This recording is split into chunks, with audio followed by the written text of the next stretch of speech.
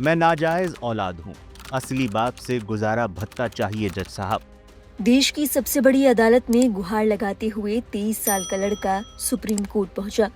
Court ने इस case में जो फैसला सुनाया वो भी अपने आप में काफी दिलचस्प है और कई मामलों के लिए नजीर बन सकता है। आइए आपको बताते हैं इस मामले की पूरी कहानी। दरअसल 23 साल के युवक ने ये दावा किया है कि उनकी मां की एक्स्ट्रा मैरिटल अफेयर के चलते उनका जन्म हुआ। युवक ने अब अपने कथित बायोलॉजिकल फादर से गुजारे भत्ते की मांग की है। इसे साबित करने के लिए युवक ने अदालत का दरवाजा खटखटाया। युवक की ओर से अदालत से अपने असली पिता की पहचान के लिए डीएनए टेस्ट की परमिशन मांगी गई थी। कोर्ट में याचिका दाखिल करते हुए युवक ने कहा, मैं गंभीर स्वास्थ्य समस्याओं से जूझ रहा हूँ। कई सर्जरी करा चुका हूँ। मैं आर्थिक मदद के लिए मेरे बायोलॉजिकल पिता से गुजारा भत्ते की मांग करता हूँ। अब आपको बताते हैं कि पूरा मामला क्या था। जानकारी के मुताबिक 1989 में महिला यानी युवक की मां ने शादी की थी। 1991 में उन्होंने एक बेटी को जन्म दिया। इसके 10 साल बाद 2001 में युवक का जन्म हुआ। साल 2003 में युवक की मां ने पति से अलग होने का फैसला लिया। 2006 में आकर उनका तलाक फाइनल हो गया।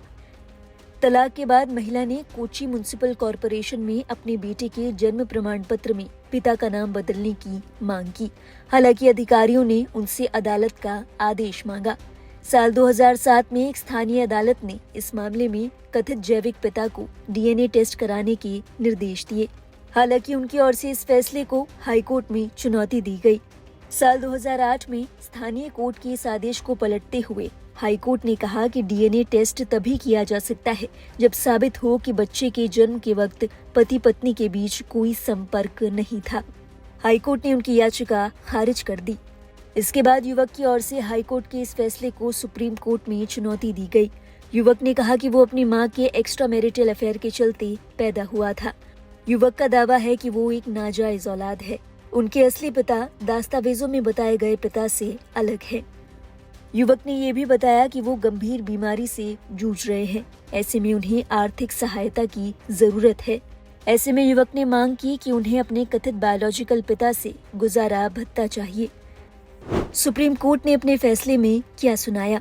इस मामले में सुनवाई कर रहे जस्टिस सूर्यकांत और जस्टिस उज्जवल भुइयां की पीठ ने युवक की इस याचिका को खारिज कर दिया। सुप्रीम कोर्ट की ओर से कहा गया, इंडियन एविडेंस एक्ट 1872 की धारा 112 के तहत वैध विवाह के दौरान या विवाह समाप्त होने के 280 दिन के भीतर जन्मा बच्चा पति की वैध संतान माना जाता है, भले ही युवक की मां का विवाहेतर संबंध रहा हो। लेकिन ये साबित नहीं होता कि पति पत्नी के बीच संपर्क नहीं था।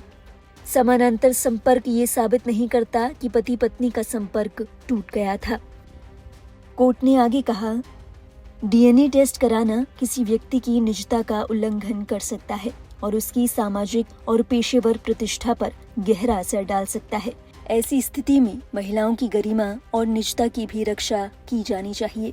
इस मामले को अब समाप्त किया जाना चाहिए। ये कहते हुए सुप्रीम कोर्ट की ओर से युवक की याचिका को खारिज कर दिया गया। सुप्रीम कोर्ट की ओर से युवक को अपनी मां के पूर्व पति की वैध संतान माना गया है।